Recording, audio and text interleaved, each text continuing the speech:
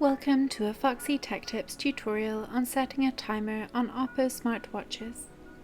If you find this tutorial helpful, please consider subscribing to my channel and liking the video. Swipe from left to right on the watch's home screen. Scroll down the options until you get to Timer and tap it to open it. Here you have a list of preset timers that you can tap to set. Tap Custom to set a custom time.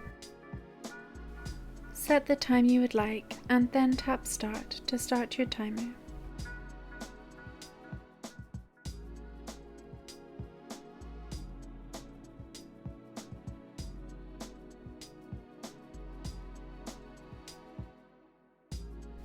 You can pause your timer here as well as turn it off.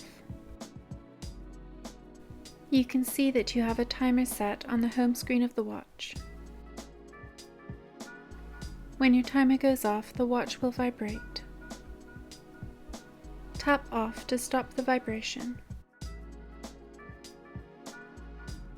And that draws an end to this tutorial.